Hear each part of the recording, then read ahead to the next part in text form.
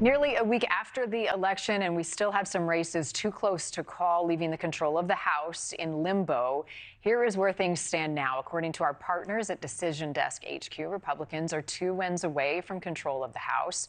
A district in Arizona, Colorado, and Alaska still undecided, along with several in California.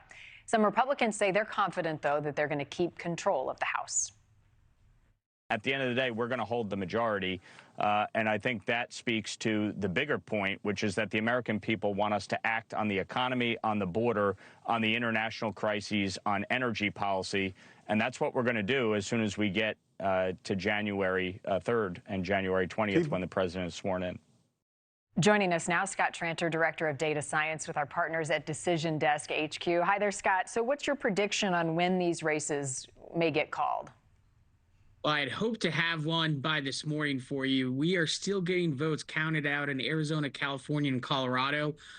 Those are the most next likely seats to be called. Now it's a federal holiday, and these election officials are working pretty hard, so we may have some news later today or as late as tomorrow. The probability that Republicans maintain control of the House is what at this point with the votes we know? I would call it about 90–95%. They just have way more seats in which it looks like they're going to win, and all they need is 2. So one of the tight races that we mentioned, you mentioned Colorado. DDHQ is waiting to call Colorado 8, even though the Democrat has conceded. What's the process, and what are you all waiting on?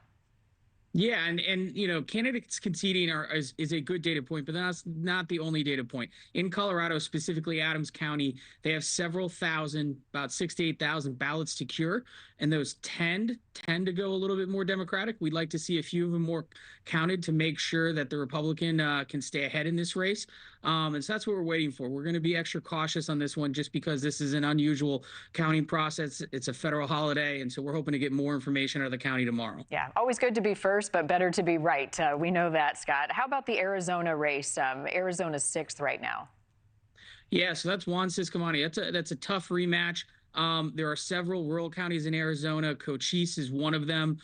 They were counting on a Sunday yesterday. It appears they may be even counting today on a Monday because they know that they're one of the last counties out to get some votes out. If we see another good vote drop for Ciscomani out of Cochise, that one looks like he's going to be able to wrap that up. I hope to have that information today, but maybe as late as tomorrow. All right, and then Alaska, this is an at-large seat. What's going on with this race, and how close is it?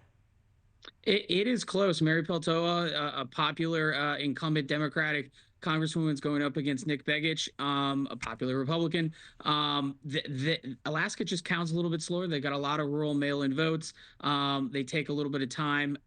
This one's too close to call yet. We expect this one to take a few more days so we can get a good picture about whether or not there's going to be ranked choice voting in that seat. And then you've got California. Is this right? 7 close races that are still uncalled in California?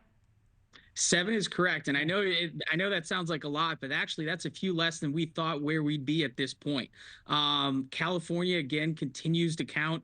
We're waiting for some real key votes out of Los Angeles County, Orange County, Riverside County to help us call some of these close races like California 41, California 45, and a few others.